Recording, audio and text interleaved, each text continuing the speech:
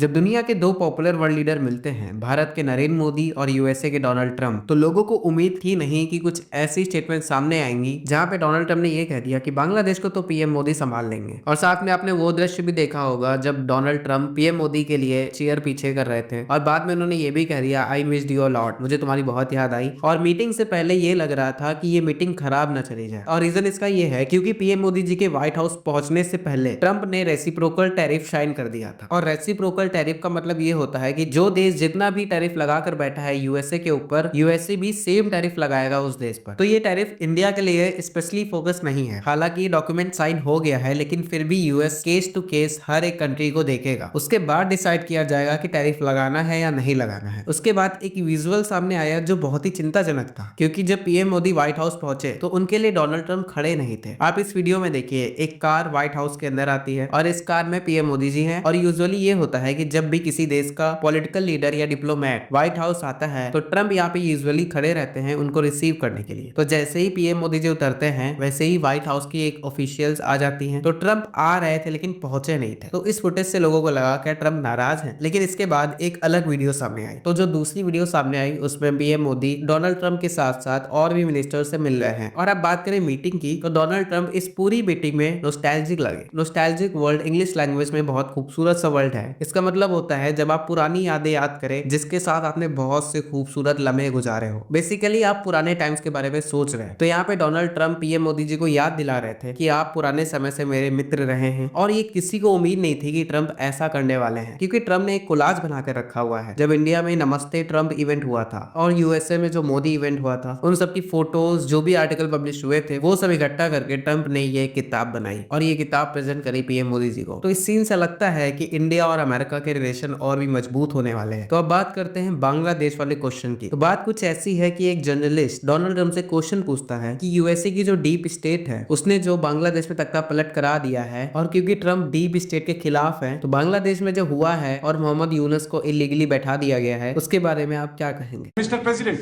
what you would like to say about the Bangladesh issue, because we saw and it is evident that how the deep state of United States was involved to regime change during the Biden administration. Then Mohammed Yunus made Junior Soros also. So what is your point of view about the Bangladesh? Well, there was no role for our deep state. It was this is something that the Prime Minister has been working on for a long time and has been worked on for hundreds of years, frankly. I've been reading about it. But I will leave Bangladesh to the Prime Minister.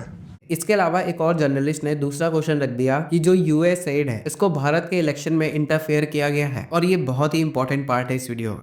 Had a role in election interference in the US in 2020 and Indian elections in 2024. So it could have had a role.